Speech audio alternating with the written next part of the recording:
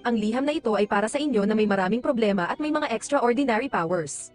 Kung nais ninyong malaman ang potensyal na mararating ng inyong mga kapangyarihan, iwanan ninyo ang inyong pamilya, ari-arian, at sumama sa aming little garden. Ano ang gagawin mo kung natanggap mo ang ganitong liham? Ang tatlong teenager na sina Izayoy, Asuka at Yu ay wala ng ibang pagpipilian. Agad silang na-teleport sa little garden pagkatapos nilang matanggap ang misteryosong mensahe. Ngunit kahit na ang paglalakbay ay hindi ganap na voluntaryo, ito ay malugod na tinanggap ng mga problemadong bata, na sabik sa kaunting kasiyahan sa kanilang boring na buhay. Nakita nila ang kanilang sarili sa tabi ng lawa at agad na natuklasan na hindi sila nag-iisa. Upang mapalabas ang misteryosong babae mula sa kanyang pinagtataguan sa damuhan, agad na ipinakita ng tatlong bata ang kanilang kakaibang kapangyarihan. Si Black Rabbit, sa simula ay nagulat sa kanilang kakulangan sa disiplina, ngunit tinanggap sila sa Little Garden at ipinakilala sa kanila ang dahilan ng kanilang pagdating, ang pagkakataong lumahok sa gift games, ibig sabihin, mga paligsahan gamit ang mga biyaya na ipinagkaloob sa mga tao ng iba't ibang mga Diyos ng digmaan, demonyo, espiritu at bituin. Ang taya ng mga laro ay maaaring mag-iba mula sa pera, lupa, at mga mapagkukunan hanggang sa mga regalo, prestihiyo, at maging mga tao. Gayunpaman, kailangang matugunan ang mga kondisyon ng isang gift game na itinakda ng host ng laro upang manalo. Ang mga patakaran ng isang laro ay palaging ipinapakita sa isang jazz roll bago magsimula ang laro. Ganito rin ang nangyari sa unang gift game na kinakaharap ngayon ng mga bata, hinamon sila ni Black Rabbit sa isang laro ng baraha. Matapos manalo sa pamamagitan ng pag-iwas sa mga patakaran, kinolekta ni Izayoy ang kanyang panalo at tinanong si Black Rabbit ng kanyang tanong, masaya ba ang gift games? Kinumpirma ni Black Rabbit ang tanong na ito nang may malaking sigasig at dinala ang grupo sa kanilang komunidad. Si Jean, ang pinuno ng kanilang komunidad, ay bumati sa mga bagong dating. Ngunit bago pa ipakilala ni Black Rabbit ang tatlo, napansin niyang nawala si Izayoy. Ipinaliwanag ni Asuka at Yu, gusto lang niyang sandaling tingnan ang paligid ng mundong ito. Ang naiinis na si Black Rabbit ay nag-activate ng kanyang mga kapangyarihan at nagtungo ng malalaking hakbang upang hanapin ang problemadong bata na si Izayoy. Natagpuan niya ito sa tabi ng isang talon at handa na siyang pag-alitan ito. Gayunpaman, sa kanyang malaking pagkadismaya, hinamon na ni Izayoy ang isang Diyos sa gift game. Ang Diyos ng tubig, isang halimaw na dragon, ay lumitaw mula sa tubig at inatake si Izayoy ng malalakas na alon ng tubig. Ngunit sinipa siya ni Izayoy ng malakas na puwersa at tinalo siya ng isang suntok.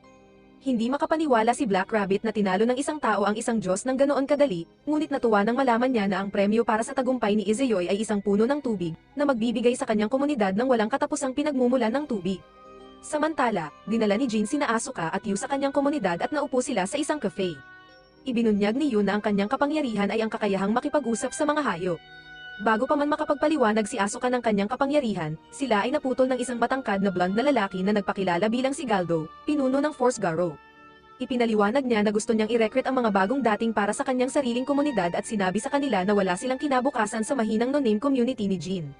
Nalaman ng mga bata na maraming taon na ang nakalilipas, ang no-name community ay malakas at sagana, ngunit nawalan ng pangalan at bandila dahil sa pag-atake ng isang malakas na Demon Lord.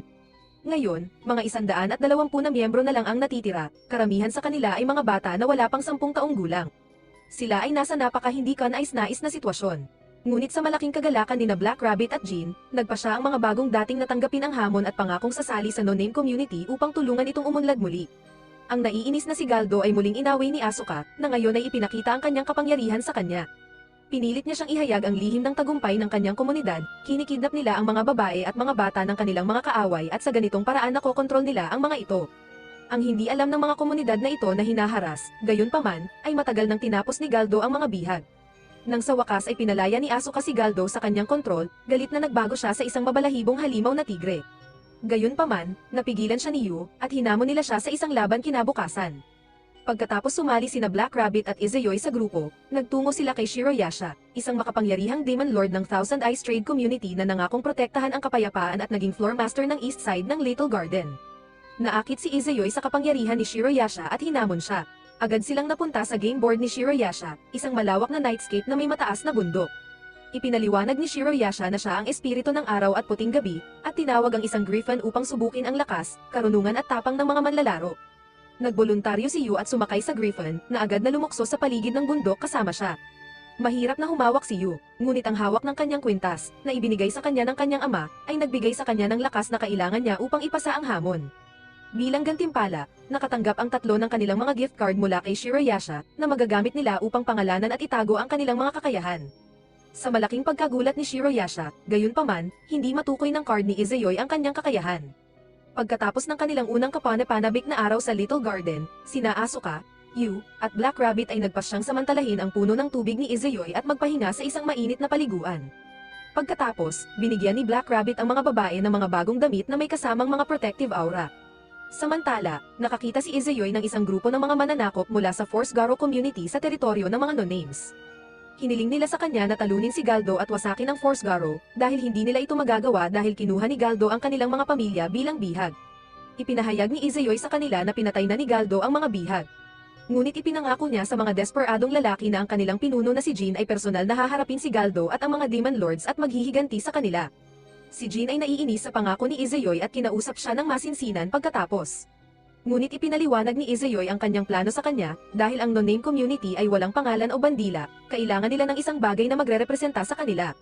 Gusto niyang gawin si Jin bilang mukha at gulugad ng komunidad upang palakasin ang pagkakaisa sa ilang natitirang miyembro. Pagkatapos ay ibinunyag ni Jin na may isa pang miyembro, si Leticia, isang dating Demon Lord, ay pag-aari na ngayon ng isang mataas na opisyal at malapit nang ialok bilang premyo sa isang gift game na gaganapin. Nangako si Izayoi kay Jin na ibabalik niya ang kanyang kaibigan sa kondisyon na manalo si Jin sa paparating na laban kay Galdo. Ang lugar ng gift game kinabukasan ay sa teritoryo ni Galdo, naganap na natatakpan ng makakapal na halaman sa gubat. Mabilis na natagpuan ni Jin, Asuka at Yu si Galdo sa kanyang tirahan, sa anyo ng isang higanteng umuungal na tigre na may mapanganib na pulang nag-aalab na mga mata. Napagtanto ni Jin na dapat may kinalaman ang isang vampiric na demonyo dito. Nakilala rin niya ang espada na nakasaksak sa pader bilang itinalagang sandata ng mga manlalaro. Pagkatapos ng hindi matagumpay na tangka ni Yu na labanan si Galdo mag-isa, kung saan siya ay malubhang nasugatan, sinindihan ni Asuka ang gusali ni Galdo at inakit siya papunta sa gubat. Doon, ginamit niya ang kanyang kapangyarihan para utusan ang mga baging upang igapos si Galdo at saka iniutos sa espada na bigyan siya ng kapangyarihan na kailangan niya upang tapusin ito. Sa gayon, nanalo ang no-name sa laro, nawala ang masukal na lugar, at nawasak ang komunidad ng Force Garo. Bumalik sa kanilang tirahan, natuwa si Black Rabbit na tutulungan na sila ni Izayoi na mabawi ang kanilang dating kaibigang si Leticia sa paparating na gift game. Habang umaalis siya ng silid para kumuha ng tsaa, biglang lumitaw ang isang vampirang babae sa labas ng bintana. Inatake niya si Izayoi, ngunit nagawang ipagtanggol niya ito at agad na lumaban. Ang iba, na naalerto sa ingay ng labanan, ay agad na pumasok sa silid at pinigilan ni Black Rabbit si Izayoi. Ipinaliwanag niya na ang babae ay ang kanyang kaibigang si Leticia, isang dating Demon Lord at purong vampira. Matapos kumalma ang lahat, kinumpronta ni Asuka si Leticia kung bakit tinulungan niya si Galdo at binigyan siya ng makapangyarihang kapangyarihan sa pamamagitan ng kanyang kagat. Ipinaliwanag ni Leticia na nais niyang subukan ang kapangyarihan ng tatlong bagong dating upang makita kung karapat-dapat silang pagkatiwalaan sa kanyang dating komunidad. Ngunit kahit na matapos ang kanilang tagumpay, hindi pa rin lubos na kumbinsido si Leticia at hinamon si Izayoi sa isang duelo gamit ang mga sibat. Gayunpaman, biglang naudlot ang labanan nang atikihin ang grupo ng malalakas na sinag na bumabagsak mula sa langit, ang kapangyarihan ng Gorgon. Para iligtas si Asuka, sinakripisyo ni Leticia ang kanyang sarili at naging bato dahil sa mga sinag. Pagkatapos, lumitaw ang mga mandirigma ng Persus community at kinuha ang naging batong si Leticia upang ibalik sa kanyang tunay na may-ari na si Leyes. Gayunpaman, nagbago ang plano ni Leyes para kay Leticia, sa halip na ialok siya bilang premyo sa isang gift game, nais niyang ibenta siya sa isang mayamang mamimili. Upang makipag-usap tungkol sa kapalaran ni Leticia, nagtungo ang no-names kay Shirayasha para makipag-usap kay Leyes. Inaalok sila ni Leyes ng isang kasunduan, kapalit ni Leticia, gusto niyang gawing vassal si Black Rabbit. Binigyan niya sila ng isang linggo upang pag-isipan ito. Makalipas ang ilang sandali, binisita ni Black Rabbit si Leyes sa kanyang terrace. Hinamon niya siya sa isang duelo, na una ay ayaw malaman ni Leyes. Ngunit nang ipakita niya ang pusta, isang pula at asul na bola, kung saan tinalo ni Izayoi ang Kraken at ang Greya, pumayag si Leyes. Ang mga spirong ito ay may autoridad na hamini ng isang alamat, na agad na ginamit, dahil kaagad na nagsimula ang labanan sa maalamat na si Leyes. Natagpuan ng no-names ang kanilang sarili sa harap ng kanyang kastilyo, at upang eksaktong sundin ang alamat, kailangan nilang magtagumpay na hindi makita ng mga bantay, bago tapusin si Leyes. Nagawang patayin ni Asuka ang ilan sa mga bantay gamit ang kapangyarihan ng puno ng tubig at nadama ni Yu ang presensya ng mga hindi nakikitang bantay at pinilay sila bago sila makita ni Izayoi at Jin. Sa gayon, nagawang makarating ni na Black Rabbit, Izayoi, at Jin kay Leyes nang hindi napapansin, na kanilang natagpuan na nakaupo sa isang trono na may nakatayong naging batong na si Leticia sa tabi niya. Tinawag ni Leyes ang Demon Lord na si Algol, na agad na nagpetrify ng lahat sa paligid niya. Nagtulungan sina Leyes at Algol upang labanan si Izayoi, ngunit bago pa man petrifyhin ni Algol ang buong arena, nagbigay si Izayoi ng marahas na suntok diretso sa noo niya, hindi lamang tinalo ang Demon Lord, kundi winasak din ang kanyang kapangyarihan na petrification. Matapos mapalaya, nagpasalamat si Leticia sa grupo sa kanyang pagliligtas at nangako na maglilingkod sa kanila bilang kanilang katulong sa bahay, dahil nadama niya ang malalim na pagkakautang sa kanila.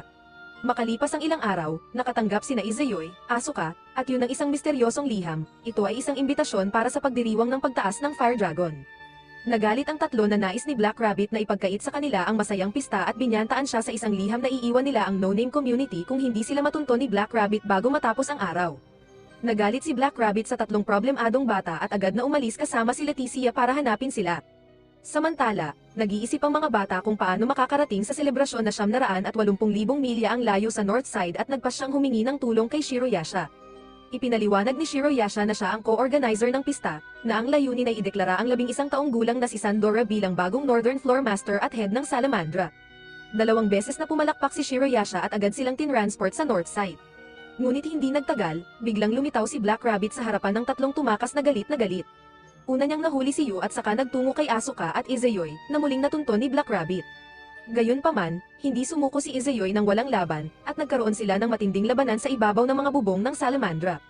Nagtapos ang laban sa tabla, ngunit agad silang pinutol ng mga MP ng Salamandra community at dinala sa kanilang pinuno na si Sandora. Gayunpaman, natuwa siya sa pagdating ng no-names at hinayaan silang makalusot, sa kabila ng hindi pagkagusto ng kanyang kapatid. Upang magbayad pinsala, gayunpaman, nangako ang no-names na protektahan ang Salamandra mula sa napipintong atake ng isang Demon Lord, ayon sa propesya ng isang miyembro ng Thousand Eyes. Samantala, nais ni Asuka na makipagkaibigan sa isang diwata na nagsasabing kabilang siya sa Pied Piper community. Naglakad silang dalawa sa isang exhibition at namanghasat din, isang kahanga-hangang higanteng bakal ng Pied Piper. Bigla namang nagdilim sa exhibition hall, at inatake sila ni Asuka at ng diwata ng isang grupo ng agresibong daga. Mukhang kontrolado ng isang napakalakas na tao ang mga daga, dahil hindi magawang makontrol ni Asuka ang mga ito gamit ang kanyang regalo. Sa huling sandali, nailigtas silang dalawa ni Leticia. Sa gabi, inanunsyo ni Shiroyasha na si Black Rabbit ang mag-ho-host at magiging referee sa finals ng Battle of the Creators. Kinabukasan, kung saan si Yu, na nakapasok sa mga laro sa isang laban-laban sa isang bato na halimaw, ay makakalaban ang mga kalaban mula sa mga komunidad ng Will-O-Wisp at Pied Piper. Ipinaliwanag ni Shiroyasha na ang Pied Piper, ang mga tagahuli ng daga, ay may kaugnayan sa Pied Piper ng Hamelin at sa mga komunidad ng Grim Grimoire, dating pinakamalakas na mga komunidad na nasa ilalim ng kontrol ng isang makapangyarihang Demon Lord at nawasak matapos matalo sa isang gift game. Ngunit ngayon, sa suporta ng Pied Piper, mukhang muling nagbabalik ang banta ng Grim Grimoire sa paparating na atake sa Salamandra. Ito ang nagtulak kay Asuka na pagdudahan ang pagkakakilanlan ng maliit na diwata na natutulog sa kanyang kandungan sa panahon ng pulong. Kinabukasan, nagpa siya si Yu na lumaban mag-isa sa finals, kahit na may opsyon siyang makipagkumpetensya kasama ang isang kapareha. Dumating din sa arena ang kanyang mga kalaban mula sa komunidad ng Will-O-Wisp, sina Ayesha at ang kanyang kapareha na si Jack-O-Lantern. Bigla, napunta ang mga manlalaro sa isang Underwood maze na kailangan nilang alisin muna o sirain ang regalo ng mga kalaban upang manalo sa laro. Tumakas si Yu sa maze habang sumakay si Ayesha kay Jack, na nagpaputok ng asul na apoy kay Yu. Gayunpaman, nang malaman ni Yu kung nasaan ang labasan ng maze, inihayag ni Jack ang kanyang tunay na kapangyarihan bilang isang immortal na demonyo, at wala nang ibang opsyon si Yu kundi tanggapin ang pagkatalo. Habang pinagsisisihan niya ang kanyang desisyon na hindi pumili ng kapareha sa laro, biglang bumagsak mula sa langit ang libo-libong itim na Jazz Rolls.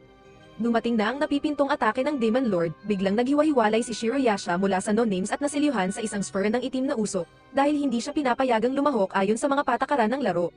Nalaman ng no-names ang kondisyon ng gift game, nabasagin ang maling alamat at ipakilala ang tunay na alamat, na tumutukoy sa alamat ng Pied Piper ng Hamelin. Agad na nagpa siya si Izayoy na harapin mag-isa ang Demon Lord at inatake ang sinumang hamarang sa kanyang daan. Sa proseso, nakipaglaban siya kay Vaser, ang katawan ng ilog Vaser mula sa alamat. Samantala, nakipaglaban muna si Leticia laban sa higanteng si Strum at saka, kasama si Sandora, laban kay Pest ang Demon Lord ng Black Plague. Si Ratten, sa alamat ang katawan ng mga daga, ay nagpatugtog sa kanyang plauta at ang mga higanteng daga pati na rin ang mga naninirahan sa Salamandra ay hindi sinasadyang sumayaw sa kanyang tugtugin at nagwala sa buong lungsod. Hinamon ni Asuka ang mga rat na kontrolado ng isip, ngunit hindi sapat ang kanyang mga kapangyarihan upang pigilan sila. Biglang gumamit si Black Rabbit ng kanyang autoridad bilang Judge Master at tumawag ng pagpupulong ng magkabilang panig upang mag-usap sa labanan at bumuo ng resolusyon. Gayunpaman, iginiit ng mga host na walang paglabag sa mga patakaran, kahit sa pagpigil kay Shiroyasha, at hindi makakita ang mga opisyal ng Little Garden, na konektado sa pamamagitan ng mga tainga ni Black Rabbit, ng anumang maling gawain o kawalang legalidad. At may mas nakakagulat na balita si Pest na hawaan na niya ang mga residente ng Salamandra ng Black Plague, at balak niyang pilitin ang kanyang mga kalaban na sumuko. Ngunit si Jean, na nag-aral ng intensibo sa aklatan sa nakalipas na ilang linggo, ay alam ang lahat tungkol sa alamat at nakipagnegosasyon kay Pest. Ang mga laro ay itutuloy sa 1 linggo at bibigyan ng limitasyong oras na 24 na oras. Dagdag pa rito, papayagang lumahok si Black Rabbit sa laro. Sa pag-asang manalo ng lahat sa pinakamaikling posibleng oras, pumayag si Pest sa kasunduan. Samantala, nagising si Asuka sa isang madilim na bilangguan. Kasama pa rin niya ang diwata, at napapaligiran siya ng mga kumikinang napulutong ng mga diwata na hinihikayat siyang tanggapin ang kanilang regalo. Ang higanteng bakal na si Dean, na dapat niyang kontrolin. Makalipas ang ilang araw, kapansin-pansin na ang mga sintomas ng Black Plague sa mga naninirahan. Hindi rin nakaligtas si Yu at nakahiga siyang may sakit sa kama kasama si Izeyoy sa kanyang tabi. Nag-iisip si Izeyoy tungkol sa alamat at biglang may naisip. Ang mga umaatake ay hindi ang tunay na Pied Piper of Hamelin, kundi lamang ang Pied Piper of Hamelin mula sa mga kwentong Encantada ni Grimm, na binago at dinagdagan ang mga tunay na pangyayari na naganap noong 1284. Napagtanto rin niya ang tunay na dahilan kung bakit pinagbawalan si Shiroyasha na lumahok. Nang sumiklab ang Black Plague daang taon na ang nakakaraan, mabilis itong kumalat dahil pumasok ang araw sa isang Ice Age. Dahil si Shiroyasha ay may kapangyarihan sa araw sa Little Garden, siya ay nagiging isang nakamamatay na banta kay Pest. Ngunit nakahanap si Izeyoy ng solusyon upang manalo sa laro. Ang kondisyon na kailangan mong basagin ang maling alamat at ipakilala ang tunay na alamat na dapat tumukoy sa mga stained glass panels ng Hamelin na nagkwento ng alamat sa loob ng mga siglo. Pagkatapos ng 1 linggong pahinga, nagpatuloy ang laro. Nang mapagtanto ni Pest na tila nalutas ng mga kalaban ang unang palaisipan ng stained glass panels, inilabas niya ang kanyang buong kapangyarihan at tinawag ang lungsod ng Hamelin. Inatake ni Ratten at ilang Strom si Jean at ang iba pang mga residente ng Samandra, na malapit ng sirain ang stained glass panels sa simbahan. Ngunit nagawang mapigilan ni Leticia si Ratten, at bago pa man abutin ni Strom si Jean, lumitaw si Asuka kasama si Dean at nagawang mapigilan din siya. Nagawang talunin ni Dean ang mga Strom isa-isa sa malalakas na suntok. Matapos talunin ang lahat, binigyan ni Asuka si Ratten ng pagkakataong maglaro ng isang huling awit sa kanyang plauta. Sa kanyang awit ng ilusyon, halos nagtagumpay siyang maakit si Asuka at makuha ang kontrol kay Dean, ngunit nanatiling matatag si Asuka. Inamin ni Ratten ang kanyang pagkatalo at nawala na parang bula. Nakipaglaban din sina Izeyoy at Vaser ng matinding labanan. Dahil nakatanggap si Vaser ng bagong dibinidad mula kay Pest, nadoobol ang kanyang kapangyarihan, at tila siya ang unang tunay na karapat-dapat na kalaban ni Izeyoy. Inilantad ni Izeyoy si Vaser bilang tunay na Pied Piper of Hamelin at ang nag-iisang nabibilang sa tunay na kwento ng 1284. Ang Pest, Ratten, at Strom ay idinagdag lamang sa kwento. Kinumpirma ni Vaser ang mga hinala ni Izeyoy at inilunsad ang kanyang susunod na atake. Ngunit nagawang magtagumpay ni Izeyoy at sa huli ay tinalo siya. Kasabay nito, nawala rin si Vaser na parang bula, samantala, abala sina Sandora at Black Rabbit kay Pest. Binabaril ni Sandora ang kanyang mga apoy at binabaril ni Black Rabbit ang kanyang mga kidlat, ngunit madali itong nahaharangan lahat ni Pest, dahil kinukuha ng Demon Lord ang kanyang mga kapangyarihan mula sa malisya at sama ng loob ng 80 milyong kamatayan ng Black Plague. Nang maramdaman na tinalo ang kanyang dalawang kasamahan, sina Ratten at Vaser, naglunsad siya ng isang malupit na atake, na nagpadala ng hangin ng kamatayan sa buong lungsod. Sinubukan ni Yu na iligtas ang isang bata mula sa hangin at siya mismo ay nailigtas lamang ni Dean. Ngayon, nagmamadali rin si Izeyoy na tulungan sina Black Rabbit at Sandora sa labanan kay Pest. Biglang inilabas ni Black Rabbit ang kanyang gift card at tinransport silang lahat sa Moon Palace Chandra Mahal. Si Pest, nahami na dahil sa teleportasyong ito sa buwan, ay nahuli na ng mga singsing ng apoy ni Sandora, at iniutos ni Asuka kay Dean na patayin si Pest gamit ang makapangyarihang sibat ng Indra. Bumalik sa Salamandra, ipinahayag ni Sandora nang may pagmamalaki ang kanyang tagumpay laban sa Demon Lord. Sinabi ng mga maliit na diwata kay Asuka ang kanilang tunay na kwento ng 130 bata ng Hamelin na naglakbay sa tabi ng ilog Vaser upang magtatag ng kanilang sariling komunidad bago sila namatay sa isang likas na sakuna. Ngayon, maaari na silang bumalik sa kanilang panahon, iniwan si Asuka kasama si Dean at ang maliit na diwata, na pinangalanan niyang Meren. Sa palasyo ng Salamandra, hinarap ni Izeyoy ang kapatid ni Sandora, na umamin na siya ang nagplano ng mga pangyayari upang kilalanin si Sandora bilang karapat-dapat na pinuno. Pinatawad ni Izeyoy ang kanyang buhay sa ilalim ng pangako na ang komunidad ng Salamandra ay makikipagkaisa sa No Name sa kanilang mga hinaharap na labanan. Sa wakas, bumalik sa bahay, tinitingnan ng komunidad ng No Name ang kanilang tigang na lupain, ngunit puno sila ng pag-asa para sa hinaharap at may malalaking plano na gawing mataba muli ang kanilang lupain at ibalik ang kanilang komunidad sa dating kaluwalhatian. Salamat sa pagtangkilik hanggang dulo. Mag-subscribe para sa mas marami pang mga video na tulad nito.